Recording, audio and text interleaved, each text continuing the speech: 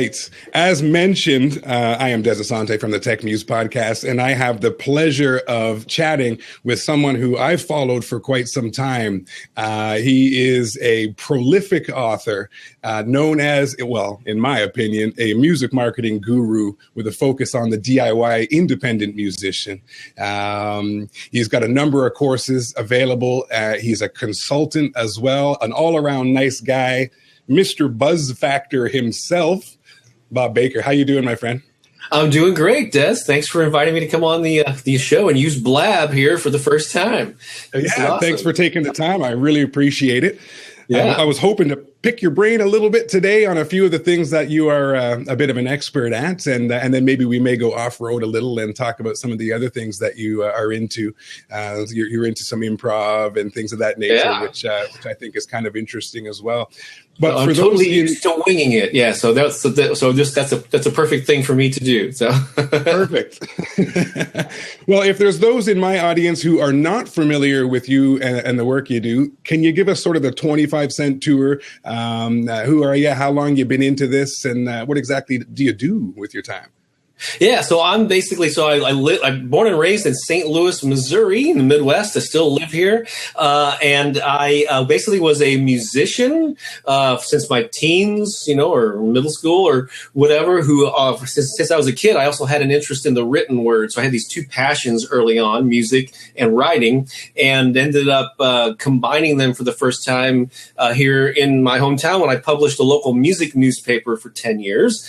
During that period, I started writing columns with tips for musicians. I was basically doing it as a curious musician myself, since I sort of created my own platform or magazine, I had the opportunity to interview a ton of musicians from local people and touring acts, and every now and then someone well known like Sheryl Crow and other folks. And I would always find myself picking their brain and asking them, "How did you do that? What steps did you take to do X, Y, and Z, or get people to your shows, or sell all these albums, or whatever?" And just through that. Became a resource locally. And then I got on the internet like in 1995. So I'm celebrating 21 years or something of being online. So I got on early on, and it just made sense to me. I wasn't thinking of myself as a pioneer or anything, but I just started spreading my message in these articles that I was writing with any website that would run them. And so I guess and I was preaching this message of independence even back in the 90s when everybody wanted a record deal and the traditional business was going strong. And so when things changed in the early 2000s, I had already established this voice on the internet as this person who was pro self-reliant and independent and DIY and all this stuff. And I was preaching direct to fan before it was cool. Yeah. And so I benefited in many ways. And I guess now that I've been at this for so long, I guess people, I guess I'm an established figure. Like CD Baby referred to me as the godfather of independent music marketing, and I have a whole series of books, and the best known of which is probably the Guerrilla Music Marketing Handbook, which has been through many editions over the past 20 years. And so, so I just created this self-employed for the past 12 years in particular. I've had periods of having day jobs, but I've managed to carve out a living for myself, writing and publishing books on music marketing, also book promotion, since I've had success as an author. And then more recently, resources for creative people of all types. That sort of like a book is called The Empowered Artist. So I'm very much on that sort of mindset and reminding creative people of the power that they have to sort of create their own lives and share their gifts with the world. So that's kind of that may be a 50-cent tour. I'll take it. I'm only giving you a quarter though. Yeah, okay. That's all right. No, that's really good. So you have an interesting perspective because of when you started learning and speaking about these topics. That was when, as you mentioned, the music industry, as it once was still kind of going fairly strong. So you've got this sort of foot in both worlds perspective on how things were and how things are, which will probably give you some good insights into how things will be in the future as time goes on. A little bit, yeah.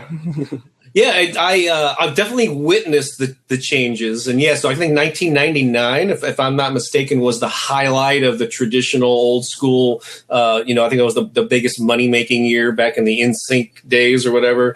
And so I was never a part of the traditional, because even this day, as established as I am, I don't think I've never been a part of the industry. I've always been this sort of independent guy, just observing things, and I'm a working musician myself. I continue to be to this day, very active part time, and so I'm an active player, and I also. But I've been observing and sharing my best practices for all these years, and certainly have witnessed huge changes since I started this 20 plus years ago. I can imagine. Yes, indeed.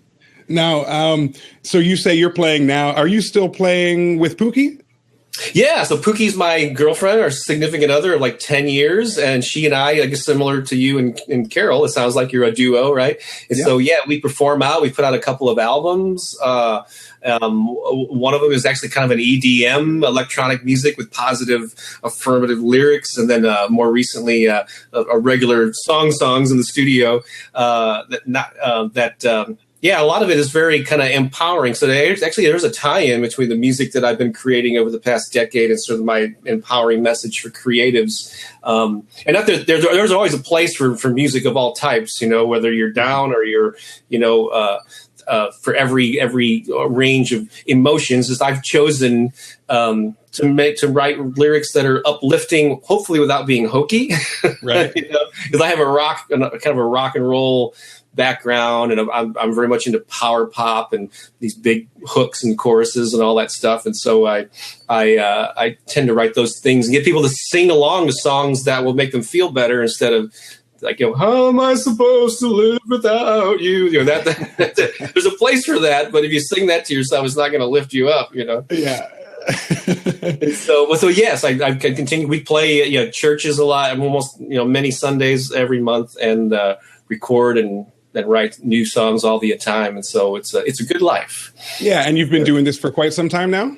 Yeah, well, I started playing music, 40 plus years ago. I'm a guitar player, singer, songwriter, and been in a lot of rock bands. I've been in top 40 bands, alternative bands, original bands, and Pookie and I run a choir too. It's just more like more of an upbeat choir, and then we have our duo stuff. So I've done a variety of things with music. Yeah. Right. Okay. Yeah, it's interesting. Carol and I are just sort of getting started. We've played together for a couple of years, but neither of us were really working musicians, as it were. I was a on the couch player for quite some time, and so we're still learning a lot about some of those type of logistics, booking gigs and things of that nature. But the online marketing aspect of what we're applying to our career as well is something that I've been really interested in, but not from the perspective of the music industry, more from the perspective of the business that I run online with the Tech Music Academy and so forth. So that's what dove me into the study. And one thing I wanted to ask you about was something that you've talked about in the past that is very similar to a concept I learned from one of my mentors by the name of James Schramko. I believe you called it Octopus Marketing. Mm-hmm. And James Schramko refers to it as owning the race course, which is essentially his way of saying, if you own the race horse, you may make some money, you may not. If you own the race course, it doesn't matter which horse wins or loses, you're making the money. So it's about owning all of the properties that you can online, connecting everything to your home base, and making sure that your content gets syndicated far and wide, drawing people in. Can you talk to us a little bit about that? Yeah, and a lot of people have talked about it. There's been terms like the hub and spoke system. And I've been calling it, my friend Scott Ginsberg, like 10 years ago, we both sort of started using this phrase. And so I'm not sure exactly who uttered it first, but called Octopus Marketing, which basically, if you look at the shape of an octopus, you notice there's the head or the main mass is in the center, and you got tentacles reaching out to all, in all directions. And if you don't like the aquatic reference, sometimes you will use a bicycle tire as a more mechanical way, where you got the axle in the middle, spokes reaching out to the rim. And so the axle in the middle, or the head in the middle, represents your website or something that you own and control. And then the tentacles reach out to all the various social media outlets. So of course they include things like Facebook and YouTube and Twitter and LinkedIn and all these places. They also include things like iTunes and CD Baby and wherever, your music is sold or streamed, or Spotify, or any place where you have a presence, but you don't, like you said, control it. And so I remember one of the early mistakes, or when I noticed there was a mistake being made, was back in the MySpace days. Again, I've been around a long time. So in mid 2000s or whatever, MySpace was the place to be. And all these bands were promoting their myspace.com/whatever their URL there was instead of their own websites. And then when that just went away, or went out of favor, all of that time that they built up their MySpace address just went, was wasted, as opposed to promoting their own URL that they own. Now, and so yeah, it sounds like, who's the gentleman that you said you learned this from? His name is James Schramko. He's an Australian business coach. Okay, I don't think I'm familiar with him, but we all kind of overlap in our advice. And I've also heard it when you set up or use Facebook or YouTube or whatever as your main real estate online. I've also heard it referred to as digital sharecropping. Yeah. an interesting term where you're sort of setting up shop. And so that has changed a little bit. As things evolve, I know, and I'm constantly viewing the landscape and making adjustments with my own business, because you can't really get too comfortable. But I've noticed, with my own business, I used to get 5-10 years ago, I had a lot of activity and sales from my own website. And then I would send people to Amazon for my books, in different places. But it does seem like people, now that people have settled into certain habits and certain sites that they visit a lot, that established sites are prominent. And so you have to really engage with people on the sites where you're especially active. You still want to link them and bring them back to your site where there's not all the distractions, certainly. But I'm finding more and more that my sales are coming from the established sites like Amazon and Audible and Udemy, which is an online course destination, and that even my articles, even though I may post them on my own blog and my own site, putting them on LinkedIn or on Medium, which is another a blogging type of platform, where where people are already congregating to consume that type of content. So it's been interesting watching the evolution of that. I don't know if you've noticed it yourself in recent years, but so yeah, I may have to amend that a little bit and maybe place a little more emphasis on some of those outposts than I maybe did in the past. Well, I'll tell you something that I noticed in my, like you say, ongoing developing philosophy of my approach is I still, as you mentioned, I have a heavy focus on getting my content out to where people are. So people aren't hanging out on my website. So I've got to get the content out, right? Like you mentioned.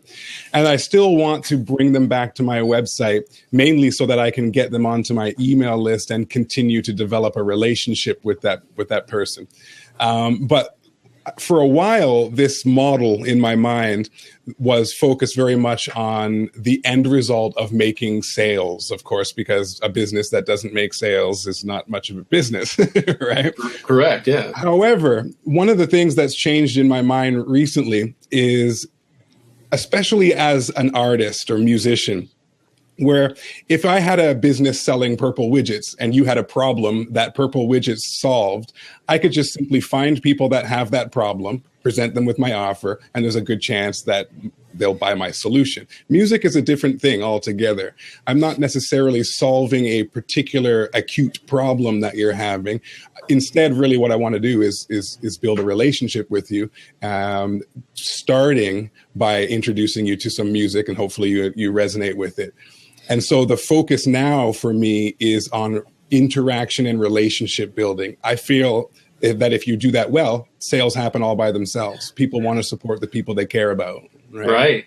That's a good point. And I've over the years talked about how people pay you in different ways. And so when you use the word pay, the first thing that comes to mind is with money. That's certainly one way that people pay you, but they also pay you with their time and their attention and their energy. And so you're right. These days, instead of, it's kind of, even though some people will on their first exposure to you, there are some people that come to my website or discover me and will buy a bunch of books or courses and spend a good, the first day. However, most people, it does take a little time to get familiar with you. So it is a smart approach to first go for the attention, deliver value, establish the relationship, they get to know you, and then they're more receptive and they want to support you and themselves. If I could speak also to you are correct. It's with music, it's not the same animal as solving a problem like you do with another product or service. What I like to remind people is your music makes people feel something. And so while you're not solving a problem, like I have a cold and I need to take something to ease the symptoms in that way, there's something about the way your music or your identity as an artist makes them feel that's better than they would otherwise. So in a way, it's kind of solving some sort of, it's giving them either a sense of fun, or if you're new age music, you deliver relaxation and calm. You're always delivering some kind of value that could be maybe loosely tied to a problem solution kind of scenario, but not necessarily. But it's really important, for you to realize how your music makes people feel. Tony Robbins refers to it as a state change. Like how is their state emotionally, mentally, whatever, different when they're exposed to your music than they were otherwise, and so that's so that's important to know as an artist. That's true. That is a good point. Yeah. And I find that it makes it perhaps a little more difficult to find your target audience, your niche audience or whatnot as an artist. It becomes a question of really sort of defining what that experience that you give is. And I feel that is dangerous to try to do on one's own. I think it's important to actually ask your audience and find out from them what it is that they are getting from your music, which may help inform your decisions as to trying to find more people who may resonate with that experience. Good point. Because they're people who are already currently supporting you are the best. The best resource to figure that out. And it's not a cookie cutter thing. Like different people will be attracted to you for different reasons. However, I still think it's smart to have that sort of, I call it the ideal fan. I usually capitalize it in my books, that certain type of person. And that was another word that I love using is predisposed. There are certain people that are predisposed to be attracted to what you create, and what makes them predisposed is there's something about them, either that experience they've had, it could be their age, it could be certainly it's other musicians that are artists that they're already consuming or listening to makes them predisposed to like your music. But figuring out what those aspects are, and then having this sort of like really clear customer profile, even though there will be people outside of that will be attracted to you, focusing your message on this. And I know more modern marketers call it an avatar, which sounds kind of computer-like or something. But it's this sort of like person that you envision is sitting across the table from you with all these distinct qualities that make them predisposed to like you. And then you create your marketing materials for them and speak to them. And that can sort of help focus your brand, I guess, or your message, So if someone is just sort of starting out, what advice would you give them in an effort to try to find your quote unquote customer avatar, ideal fan? Because like I say, if you've already been growing a email list or an audience on Facebook or what have you for a while, then you can simply ask. But if you're just starting out, you have to sort of, I don't know, what do you suggest? That's true. Yeah, so when you say starting out, that could mean someone who's like young and early in their career, in their teens or 20s or whatever, or starting out could also be someone maybe who's getting back into music, or maybe they're making a shift in direction with their genre or something. And so they're kind of starting from scratch, even though they've been at it for a while. So quite often, like actually, because I know with marketing and then having established myself as a marketing expert or guru, I never use that term, but it's flattering when other people use it. People want to know, what's the answer, Obi-Wan? Yeah. and really, especially early on, I would not put too much pressure on yourself to define that person, because if you're still evolving, especially if you're early in your career, take time to play and experiment and don't get too bogged down with who am I, and just play with it for a while, and that it'll reveal itself over time. And so if you've been at it for a while and you've got a track record, like you said, and you've got a body of work, and there should be clues there as to what style of music it is and who you've attracted, as you mentioned. But if you're early on, I would. While it's good to be aware of these things about having an ideal fan and being able to clearly describe your music, I wouldn't put too much pressure on yourself to have to define all of those things so early on. I suppose it makes sense. Yeah, give yourself time to develop and play with different styles, and then you'll eventually get into a groove where I think those things will become more and more obvious, and you can define them as you go, Well, here's another thing I wanted to see your thoughts on. A lot of people will come to me and say things like, okay, well, I've got this single, how do I sell it? Or I've got this album, how do I get customers for it and whatnot? I personally am of the philosophy, especially in the beginning of one's fan base development, that it is more important to get your music and your content in front of people so that you can start to collect fans and build relationships than it is to try and sell. Of course, if you try and sell your music to someone who doesn't know or care much about you, it's a hard sale. Right. Mm-hmm. Whereas in my opinion, I would say, okay, you've got that one single, well, give it away in return for an email address. And a lot of people have a real difficult time with that. What do you think about it? Yeah, I think that's a smart idea. And there's this conundrum, there's this debate over the years about the devaluing of music. And so, and we should, and people should, you've heard the stories about you wouldn't ask your plumber to come over and work on your sink for exposure or whatever. They deserve to be paid because it's a craft that they spent a lot of time. So on one hand, I understand that argument that, you should place value on music and shouldn't just. And so I understand the resistance to play for free and to give your stuff away. However, on the other hand, yes, early on, especially, I think that is smart. And this is the same conversation that takes place in the author world about like giving away your first book, or even people, fiction writers that write a series will give away the first book in the series. And if they can hook people with that one, then they'll buy the next ones, once they get attached to the characters and all this stuff.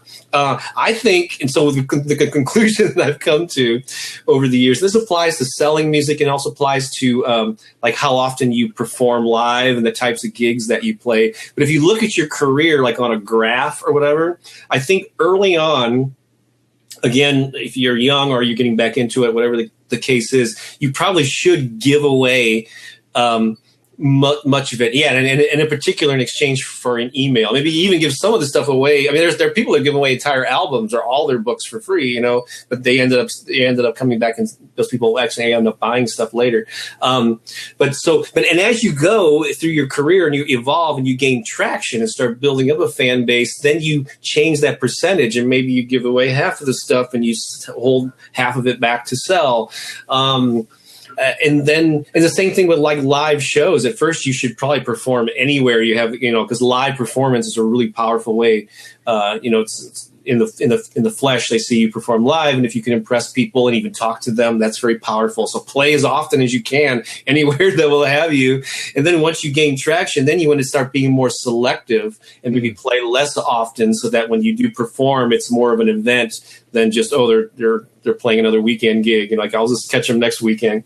And so it all depends where you are in your career, I would say. So that early on, be willing to give it away to build up the fan base, especially if you're focusing on those relationships that you mentioned earlier. And trying to gather those email addresses, and then following up with those people and having a regular email communication with them. So that's my kind of long-winded. Yeah, no, that makes sense. Well, speaking of email addresses, another question that comes up a lot, or I should rather say a point of resistance that I hear, is the importance of an email address, a list. How important do you think that is, having an email list specifically, as opposed to a Facebook fan page or anything else? Yeah. So, I know, this is an often evolving thing, and I'm often questioning it myself. And so I will admit that as the years go on, email, let's see, there's a couple of angles here. Email is not as effective as it used to be. I know in my own business, 10 years ago, I could send out an email and get an amazing response to some new offer. Now it's a little bit, it's not quite as prevalent. However, when I compare it to things, just posting things on social media, and I continue to see feedback from bands and, when people do the research on artists who are using email, it still way outperforms social media for most acts. And I guess some of it has to depend on the age. I think the younger you are, or your fan base is, maybe even the less. Because I do know there's some people that say, I just use text and Facebook Messenger. I hardly ever check my email. But usually most people still need an email address even to sign up for the social media sites, So, unless, I still think it needs to be a focus.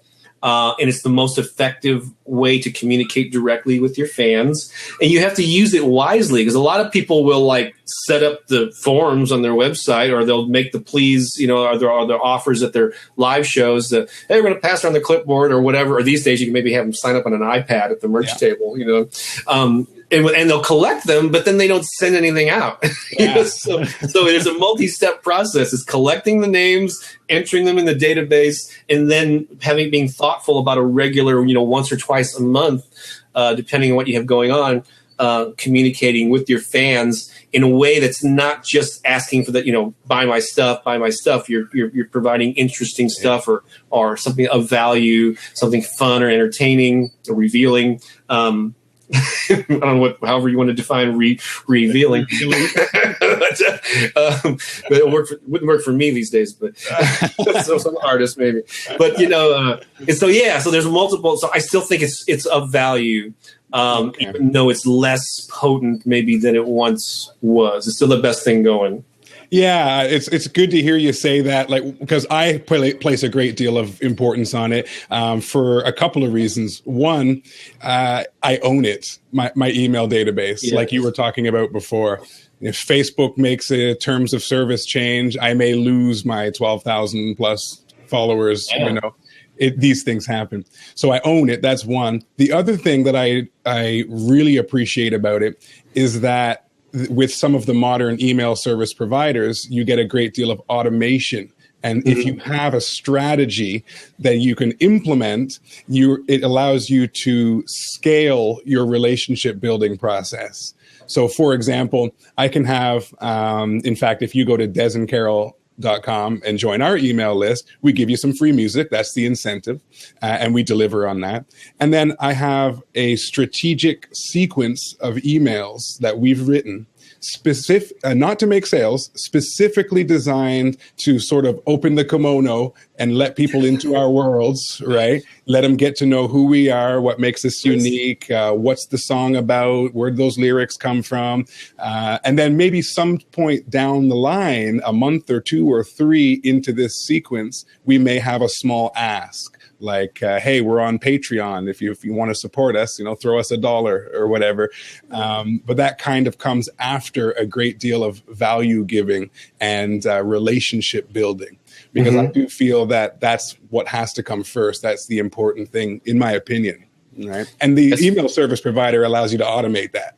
Yeah. So what you're talking about is an autoresponder series, right? Yeah. Yeah, so basically, I assume most people probably these days know what that means, but it's a sequential. Yeah, you set up ahead of time, like when somebody signs up in your email, that's like day 0 or whatever, day 1, and then so many days later or a week later, they get a second email, and it's like a sequential thing, and that can be smart to automate it. However, but you're also sending out more like you're also sending them messages outside of that sequence too, like for current updates. Yeah, the way we do it, again, because I'm a huge fan of automation, especially as a solopreneur, is we use our blog to do two things. One, to syndicate content all over the internet.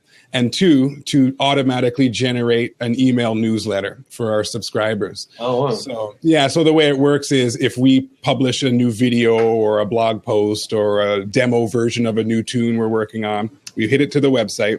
And as soon as we hit publish, it's the WordPress platform. I have automation plugins in place that will syndicate that content to like 25 different social media platforms, including the big ones, Facebook, Twitter, etc. And then from there, my email service provider, which is aweber.com, if anyone's curious, it monitors my RSS feed. So every time there's new content, once a week, it'll take anything that's new and it will put together a nice newsletter formatted the way we like, and then it will send it to our lists. So it kind of automates the syndication and the newsletter. That is automated. Yeah.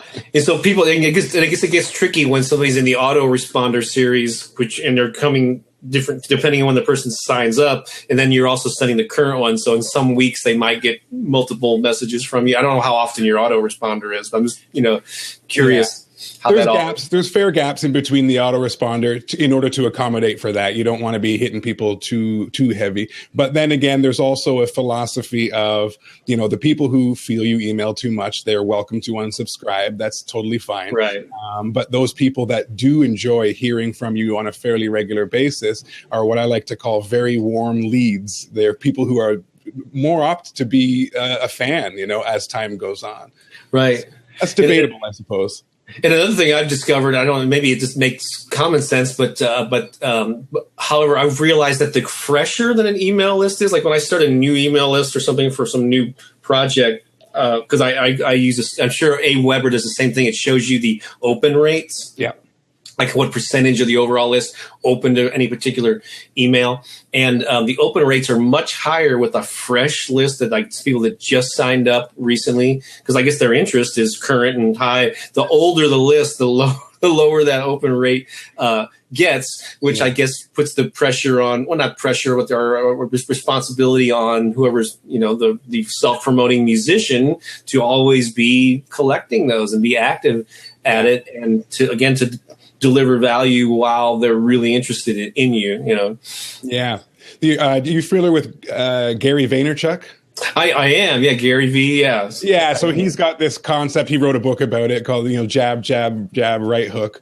And it's basically this give, and then ask. And so you have to provide considerably more value than you're asking for in return. And I think it's smart. Especially these days. But I feel, just to wrap up the email lists conversation, you're right when you say that old lists tend to have a far lower open rate. However, I've noticed that if I'm emailing my list frequently, my open rate stays fairly consistent. I may have more unsubscribes, but I'm okay with that, because the people that are left over are actually quite interested in the content. And it's when I let a large span of time pass with between emails that people begin to forget who I was or what they signed up for. And then the open rate dramatically decreases. And then the unsubscribe rate goes up too when you do send that one email 6 months after the previous one, kind of thing. Yeah. I recommend at least monthly and preferably twice a month, to stay in touch with your email list. And another thing about open rates too is that because I don't know about you, but I subscribe to a number, or I'm on a lot of email lists. Yeah. There's a lot of people that I still get their emails. I don't unsubscribe, but I'm not opening their emails either. But seeing their name in my inbox reminds me that they're there, and it's kind of reinforces that name. And so, don't discount the fact that there are people that maybe aren't opening it, that are seeing it and being reminded of you. It's like with people with my books, they may not. They're in between projects or something, but 6 months from now, when they've got a new album coming out or a big gig to promote, they're going to remember me because I've been, showing up in their inbox on a regular basis, and they'll be more inclined to think of me when they want to get a resource on promotion. Totally. It's referred to as staying in the front of people's minds, and you're right. I've seen that in my own experience too. And every now and again, a subject line will catch their interest and they'll open the email, click on the link, and maybe even take you up on an offer if that's what's and that's another art too, as subject lines, and I'm being a writer and a word guy. Yeah, I'm always playing with that and like, how can I do this differently? And if it seems, and sometimes just it's silly, but sometimes just a subject line like dude, or something will get more opens because it's just so. What in the hell is this about? Yeah. As opposed to 5 ways to do this or that, I'll tell you one of my most opened subject lines, and it's in one of my autoresponder sequences, is for some of my subscribers that follow me on TechMuse that have joined one of my courses because I sell information products. I have a course on mixing for the home studio enthusiast. One of the emails that happens to a member who has subscribed that comes out a week or so later, the subject line is, "Are you okay?" ? And the email is just making sure that their experience is going well and they're not having any technical difficulties. But that email is by far the most opened email that I've ever created. Wow, because it seems so personal, or like something like maybe a friend would send. Yeah, or I don't. Is there something wrong that I should know about? I don't know. I better open this. Yeah, I got a recent blog post on my my music marketing website is thebuzzfactor.com, and if you click the blog tab, a recent post is called "How to Get Your Emails Opened and Read." It was basically based on an interview conversation I had with Joe Vitale, who's kind of he's got a ton of books out on marketing and other subjects, and we talk about asking a question or making a statement or asking a question that can't be resolved just by reading the subject line. Like it just kind of, it's like one of those things where I got to open it to find out why, what the answer is or whatever. Yes. And again, you don't want to do that too often, because then it would get a little old but throwing something like that in every now and then is kind of fun. And some kind of open loop or curiosity based subject line. It's interesting because if you look at the world of sales copywriting, you'll have your headline, you'll have your subheadline, you'll have your sales copy, etc. And an email is much like that. Like the subject line sells the open. And then your first sentence, sells the continuation of the read, which hopefully sells the click. Good point. Series of sales, right? Yeah, you're well studied on this topic. I can tell, Dezz. I'm a bit of a marketing nerd, self-proclaimed, and I don't often have the opportunity to talk to people who actually care. You found one now. Oh, perfect.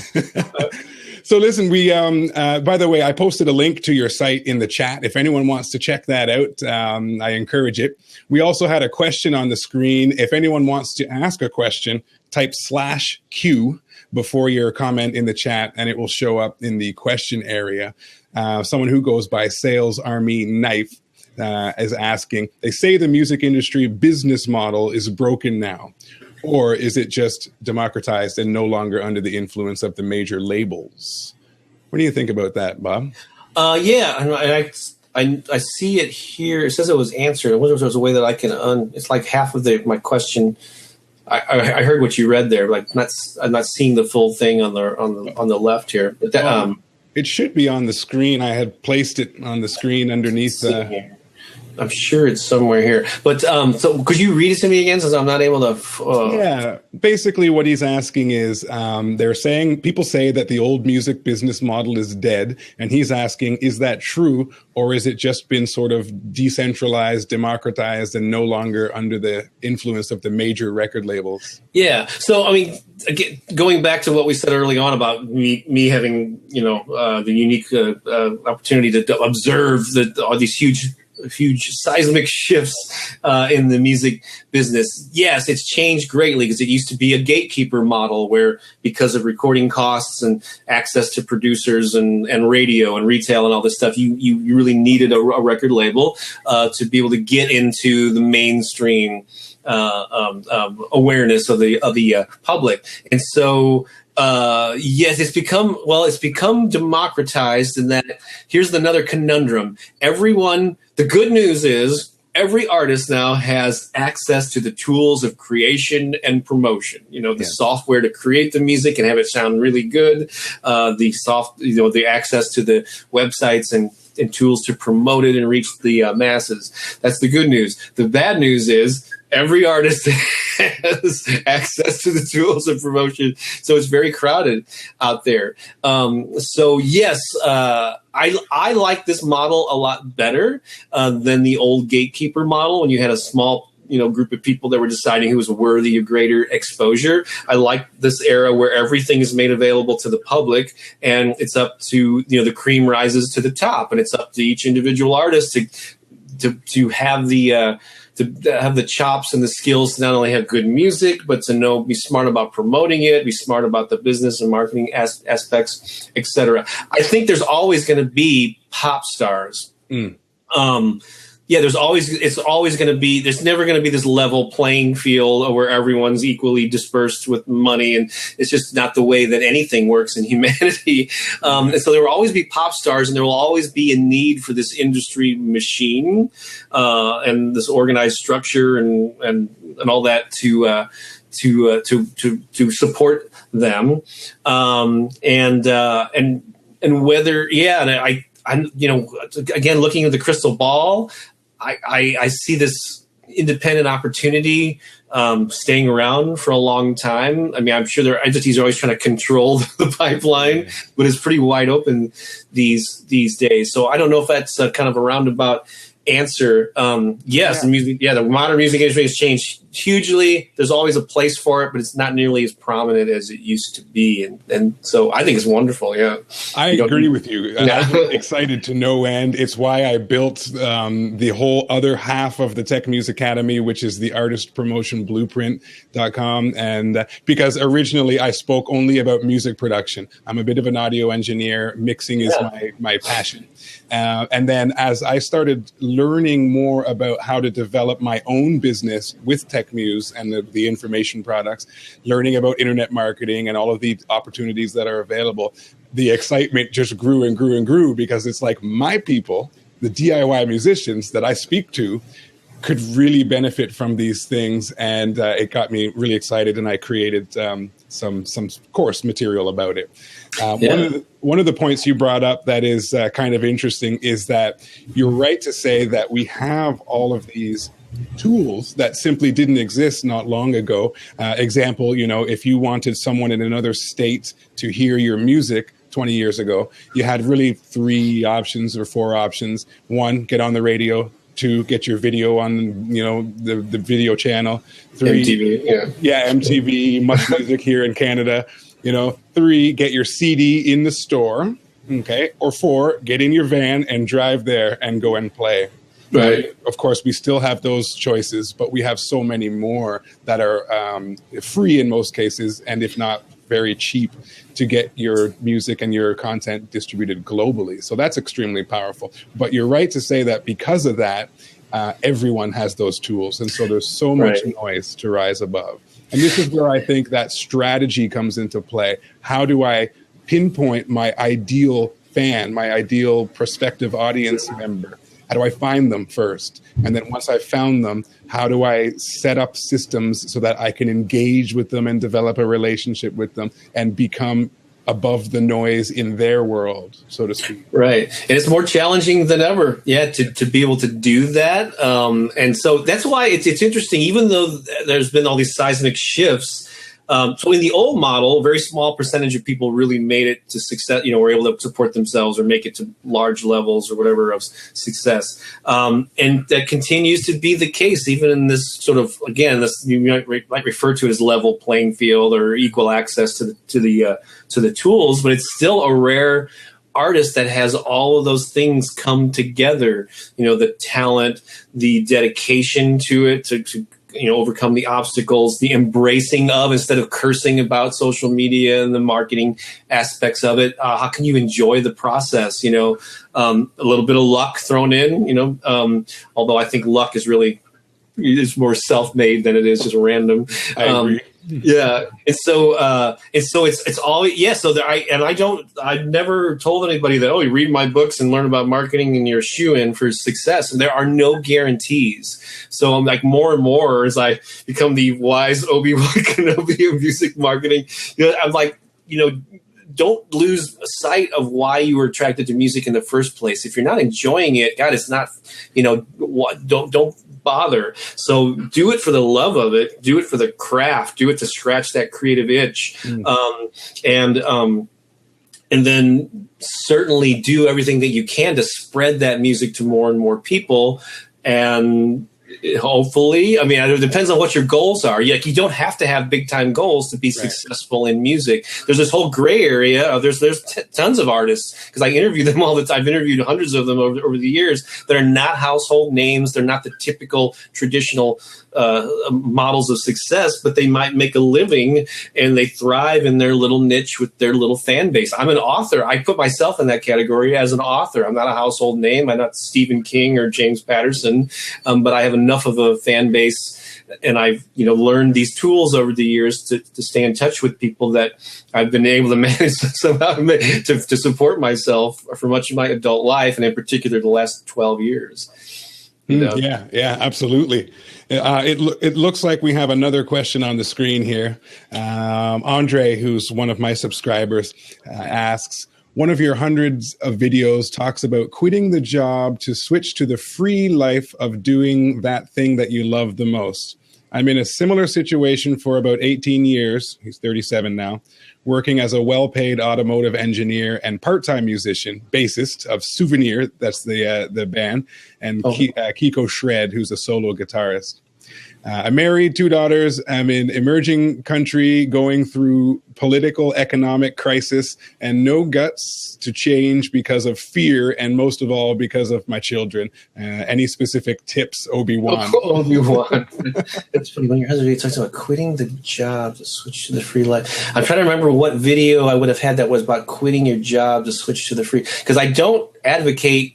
It really, well, again, it depends on where you are in your life. Like when I was in my 20s, and there was a period where I played music full time, and then I was single and I had very little financial obligations, and so I quit jobs and I hit the road with a band and played the club circuit and all that, and barely eked out a living. But then when I was in my 30s and I had a daughter, I had a day job before I could do this author thing full time. So, and I would not have quit my job at that time if I had responsibilities. And so I made sure that the book income was really steady before I did that. So yeah, if you got to just accept where you are in your life and with your responsibilities, and try not to curse it. Just do the best that you can. And so I'm married, 2 daughters in an emerging country going through a political crisis. No guts to change because of fear. So how could you do that and enjoy the process? Is that Andre? Is that his name? Maybe. Yeah. Right. So Andre's live on the call too, most likely. That's right. So Andre, instead of, I would just sort of, and this is like an improv. You mentioned I do improv, and I teach improv comedy and perform it. It's a great source of joy in my life. And one of the principles of improv is this thing called yes and it's actually a great life lesson too. And so in improv, when something is offered to you by a partner on stage, you automatically accept it as reality. And so somebody, whatever that thing is, you would never deny or resist something that someone is offering to you, like when they call you dad, and suddenly, okay, I'm the dad now because that's right. and then you add something to it.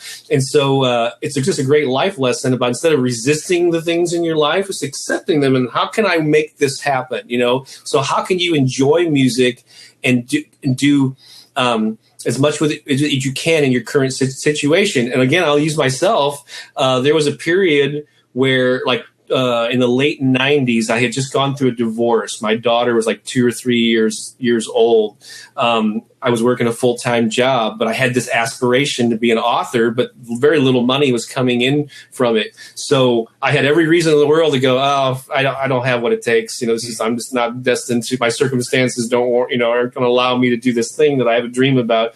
But I chipped away at it, nights, weekends. I learned how to build websites. I distributed articles, and little by little, with this consistent focus, I was able to slowly but surely build a reputation and a presence online. The sales started going up. Again, there's no guarantee that that's going to happen just because you put time into it. But just how can you, if you're meant to do this and you enjoy it, just pour your energy into it however you can. Rearrange things in your life. Ask the people in your life to give you the space to do it because it's important. You feed your soul. You're able to be more there for your family and your wife. And so that's a little bit of a philosophical answer.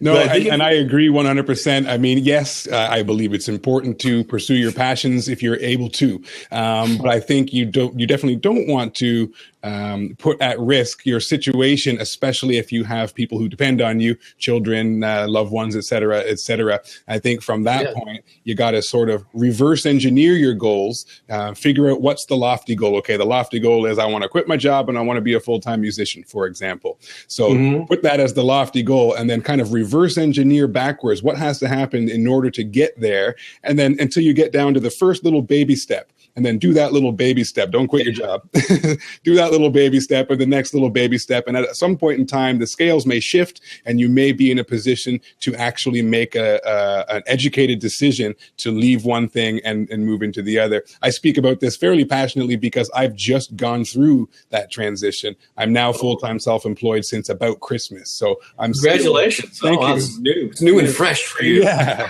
I had to drop the day job because I had gotten to the point where there was only 24 hours in a day and something had to give on one side or the other. I would personally rather pursue my passions, which were already generating revenue and income and getting bills paid and making sure there was a beer in the fridge once in a while too. Right? So I was able to fairly safely make that transition. And I think that's important. I have a daughter who relies on me as well. I want to make sure that she has the things that she needs. So I didn't want to do that too prematurely. And hopefully I didn't. So far, so good. Yeah. And Andre, I would say, don't beat yourself up too much about not having the guts so your fear, part of that fear is actually a sense of responsibility. So pat yourself on the back for having the responsibility to know you need to provide. And again, I think if you focus on the joy that music brings you instead of like what's missing, I think you'll find that confidence will become a lot stronger as you pursue it with the purpose of fulfilling your own soul and then sharing that music with even on a small scale to start with and just let it grow from there. Yeah, absolutely. Wise advice, in my opinion. Kaylin writes in, says, these, by the way, are all people who are live with us in the chat room here. Cool. What's the best way to promote your music but still keep a low profile on a personal level? That's a tough one. That is, I was just thinking that is a tough one. I guess low profile on a personal level, like people say, I want to promote my music, but I don't want to reveal too much about who I am And that's because I know a part of this, what differentiates the, thanks, I'm in the right way. I love the examples. Oh, Craig and Andre, they're just responding. Glad he enjoyed that. Again, a part of this sort of new independent way of communicating. It's not the only way, but a common way. That's different from the old model because it used to be that the popular artists were sort of distant and they were, up on a pedestal or whatever, and there was little communication back and forth. The advantage that independent artists have these days is they can actually be accessible to their fans, and it's actually much easier to do that when you're on a smaller level. And so that's part of that bonding with fans that we've both been talking about off and on for the past hour. And part of that is revealing, people want to know, they like the song, but if you can actually get them to embrace the artist too and get to know who you are, and what motivates you and maybe some of your history, that's probably the most powerful bond. So if you're squeamish about doing that, boy, you almost have to, I don't know. You have to take a different approach. That's going to be a tough row to hoe, as they say, because what you're saying is, Kaylin, is that you want to you want to promote your music, but not promote yourself, essentially, if I understand you correctly. And unless you have like some of these big major label artists, like you said, Bob, that the sort of older style methods of the music industry marketing, they're on a pedestal. Adele, for example, she's way up there. I'm way down here. If I'm an Adele fan, I don't have any personal connection with her at all. But there's millions of dollars in record label money that push her music in front of people repeatedly on all the top 40 stations. And you know, if staying front of mind, if you're hearing that Adele song that you like over and over and over again, that music is being promoted to you. But that's a costly venture, in my opinion. At least I don't know of another way to do that more effectively. Yeah, I mean, there is sort of the aloof artist, like Prince comes to mind as somebody who's like that. You know, he doesn't do interviews. I guess you could take that mysterious. And I think besides, certainly money can an investment in traditional media can do that. However, the only other option of keeping the low profile but still making an impact is just blowing away people with either the songs or the video, like having the highest quality, the most awesome song or great video, and just putting it out there that's so remarkable that people are going to spread it regardless of how much and that has happened too. Yeah. But then you're really putting a lot of emphasis on the quality of the music and the quality of your materials and your photos too. But I guess what you mean by low profile, making a photo or video is kind of putting yourself out there too. So it all depends on what she means by the low profile. Well, that's definitely something interesting to think about. I personally think that makes the job a lot more difficult, personally. Yeah, but that's not saying it can't be done. But somebody says like Daft Punk. Were they referring to this conversation? I think so. I'm not entirely sure. Yeah, I've heard of Daft Punk. I'm not sure about their profile. The band, yeah. Listen, Bob, I want to be respectful of your time. I really, really appreciate you getting together with us here today to chit chat about the subjects that I'm definitely interested in, and I assume my audience is too, or else they probably would have stopped following me by now. Any last sort of parting thoughts you want to leave the conversation with for someone who is a DIY musician, maybe just trying to get a fan base together, just trying to, move forward and promote themselves, and maybe, as Andre said, maybe start making baby steps towards shifting it to being their full-time thing? Any sort of general last parting advice you might leave? Yeah, I guess just a couple of maybe points that we've already touched on. I'll just reemphasize them. One is to make sure you're tapped into your love of music. Do it for the craft. Fall in love with the craft and become excellent at your whatever it is that you do, whether it's playing, singing, songwriting, producing, whatever that is. Be the best that you can and focus on the quality of whatever it is that you're creating and have fun doing it. And then there's the sharing part of it. And my mantra, which I don't know if I actually specifically said it, but we've been all dancing all around it here, is focus on fans. When it comes to building a career, really it's all about those relationships, and your longevity and career in music will be determined by the number of people who support you with their time, their attention, and their money. And so don't worry about the industry gatekeepers or whatever. Focus on the end user and satisfying and building relationships with your fans. And combine that with the love of the craft, and I think you got a pretty good chance of doing something. That will get an amen from me, my friend. High five there. Yeah, that's it. And before I cut you loose, Bob, where's the best place for people to go to check out what you do, or maybe to get a hold of you? Twitter, Facebook, anything like that? What do you prefer? Yeah, so let me think here. I'm on Twitter. A lot of my social, not everyone, but a lot of my social media sites. I have Mr. Buzz Factor with MR Buzz Factor. So thebuzzfactor.com is my specific music marketing site, and then for a portal to all the different things that I do in the improv, and I do visual artwork and all this stuff. You can it's Bob-Baker.com. Bob-Baker, whatever you want to call that, .com is a portal to all of my stuff, and there's ways to contact me in all those sites. In fact, I just posted a link to that in the chat, the bob-baker.com/buzz in this particular case, yes. which gets you to the good stuff, as it were. Thank you very much for taking the time. I'm hoping maybe in the future we can do this again sometime, and maybe chat offline as well, and help figure out ways to help one another out in our endeavor. Yeah. Well, this was great, and I appreciate you. You're in another area. We both are sort of information producers. You're doing it in the areas of mixing and producing and recording, and I'm doing and marketing. And so, this was a great conversation. I'm glad we connected on Periscope, and look what it led to. Exactly, and I haven't seen you there lately, so I've been missing. So this is awesome. All right, yeah, thanks, and let's definitely do it again. Thanks to everyone who tuned in live in the chat. For those of you who did not and are listening to this in the future, blab.im/techmuse podcast. Go there and follow me, and you'll be notified whenever I have someone interesting on to chit chat with, like we had today with Bob Baker. Thanks once again, Bob, and we will wrap it up with that. All right, so long. Bye.